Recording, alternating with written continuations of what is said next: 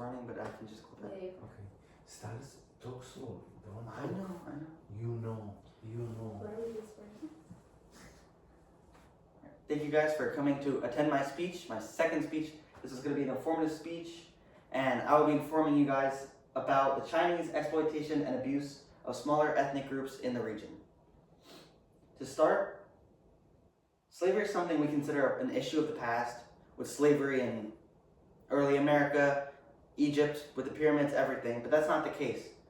Slavery is definitely something that still happens today, and we see that around China. You wouldn't want any of your neighbors to be sold into slavery just because of their religion or the region in which they reside in, yet that is the case somewhat in China.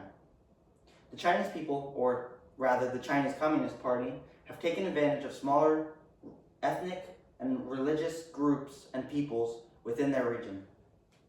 First, let's examine the Chinese government committing human rights violations in the province of Xinjiang. I believe that's how you say it. According to the United Nations, in an article entitled "China Responsible for Serious Human Rights Violations in the Xinjiang Province, a UN Human Rights Report," the UN is trying to communicate to China and discuss how to go forward with the current events and their wrongdoings in the region. The UN claims that China violates both their own laws and regulations, as well as the United Nations laws in what they're doing. The Chinese have denied their wrongdoing, but investigations by the United Nations states otherwise. Second, in an article entitled "China's Repression of Uyghurs in Xinjiang" by the Council of Foreign Relations, since 2017, China has detained an unknown but still extremely high number of Uyghur Muslims in camps spread across the Xinjiang province.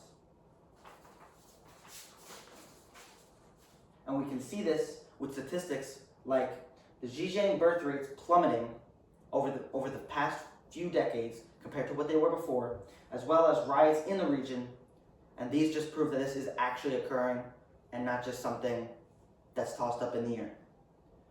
The re-education camps in the region, filled with Uyghur Muslims who didn't do anything wrong, provide no legal way out for them, leaving them trapped in these camps as the Chinese Communist Party tries to wash out their religion and their traditions. Now, to continue on this, Chinese abuse of the Tibetan people in Tibet is another serious issue on a smaller ethnic group. According to the Tibetan government, in an article entitled "Mountains of Resistance, the Past and Present of Tibet's Quest for Independence," the Chinese government has been shunning the Tibetan people for a while, and it is most apparent today, but still throughout history has been happening. American reports show there's been a lack of freedom in the region due to this abuse from the Chinese Communist Party. The CCP has forced millions of children to go to state-run schools, which, as you can imagine, schools run by the Chinese Communist Party are not going to be favoring the Tibetan government and the Tibetan history when compared to the Chinese government and the Chinese history. In an article entitled "How China is Weaponizing Education to Erase Tibetan Identity" by The Diplomat, we can see more into this. The Chinese government is using education on the Tibetan children to try and erase their traditions and start this generation with Chinese customs and Chinese education. Classes are taught in Chinese with Chinese textbooks, so you can imagine it'd be pretty hard to teach Tibetan history with books from China written in Mandarin. Some have called the education system traumatic, and one man even took his own life to avoid going to these re-education camps. Lastly, there's a vast history between China and these two ethnic groups.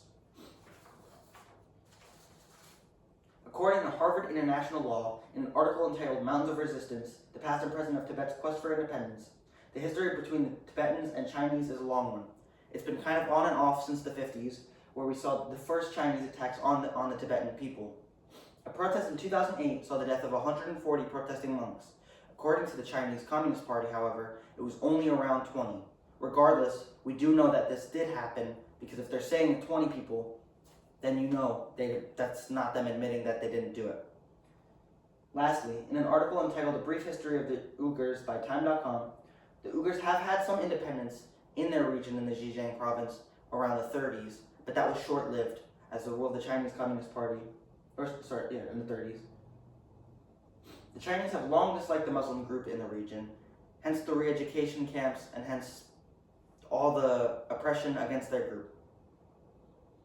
In summary, to conclude, overall, what we see today in Western China, as well as Southwestern China with the Tibetans, can be without a doubt considered cruel and criminal. But with the lack of sources from a Chinese side, can we say that it's really happening? And I think the answer to that is yes. I think regardless whether we have Chinese sources or not, the UN, as well as other credible and reliable sources, state that things are truly happening and that it is real. Overall, no matter how much the Chinese government tries to shun their wrongdoings, like I said, it is happening. Whether something is going to happen to stop them is something we don't know, because the Chinese rule the area and it's really hard to stop them, because you start with that and then it goes to a lot more. And that is all. Thank you guys for attending my speech. I think that ran long. Oh no, 6 minutes.